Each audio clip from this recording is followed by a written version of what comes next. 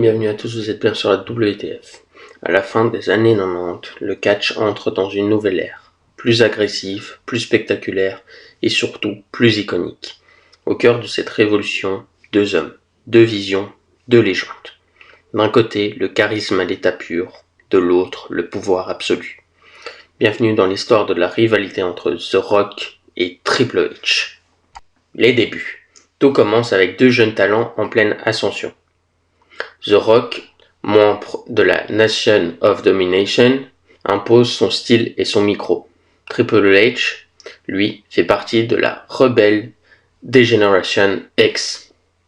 Très vite, les tensions montent, les confrontations s'enchaînent, mais à ce stade, rien ne laisse encore présager l'explosion à venir. Le ladder match en 1998. En 1998, leur rivalité se cristallise lors d'un ladder match mémorable à SummerSlam. Des chutes spectaculaires, des mains sur l'échelle et chaque mouvement électrise le public. C'est le premier vrai signal. Ces deux-là ne reculeront devant rien pour atteindre la victoire. Et c'est Triple H qui remportera ce ladder match et décrochera le titre intercontinental. Ensuite vient la guerre pour le pouvoir. Année 2000, tout bascule. Triple H devient le visage de la WWE.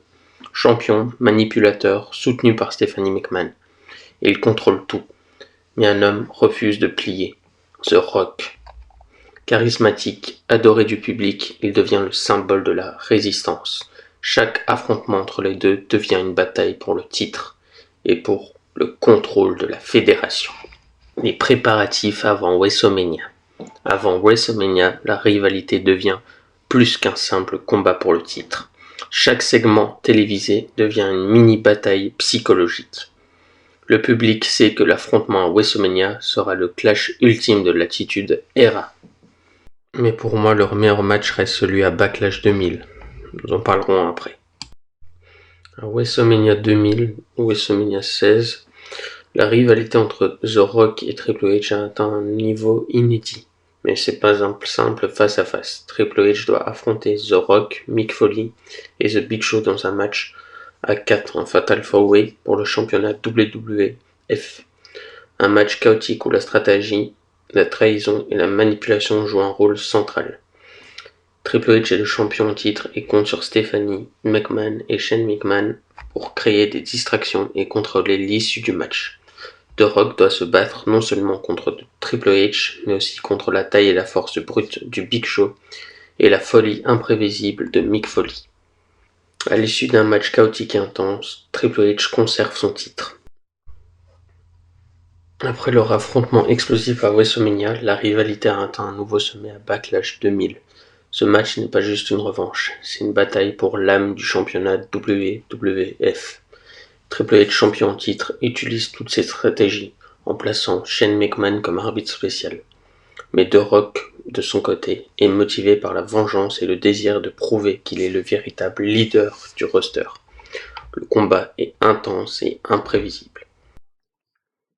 À Backlash 2000, le match dépasse le simple affrontement sportif, c'est une guerre psychologique et physique, où chaque mouvement est calculé pour dominer l'autre. Après une lutte épique, on se demande qui va marquer toute une génération de fans.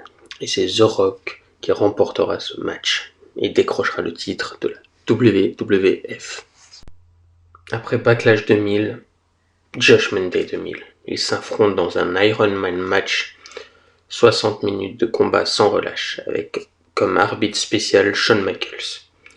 Chaque point compte. Le public est suspendu à chaque prise. Chaque tombée, chaque near fall. Ces matchs consolident leur statut. Aucun des deux ne recule, aucun ne pardonne. Mais le vainqueur lors de Judgment 2000 sera Triple H. L'héritage, cette rivalité devient l'un des piliers de l'Attitude Era. Elle propulse The Rock au rang de superstar mondial et confirme Triple H comme l'un des plus grands stratèges de l'histoire du catch. C'est deux styles opposés, deux légendes et une rivalité inoubliable. Aujourd'hui encore, les fans s'en souviennent comme des affrontements mythiques. Alors dis-moi, t'étais plus Team The Rock ou Team Triple H ? Et si tu veux d'autres histoires de rivalité légendaire du catch, tu sais ce qu'il te reste à faire. Like, commente surtout, et n'oublie pas de t'abonner et d'activer la cloche. Et moi je te dis à la prochaine.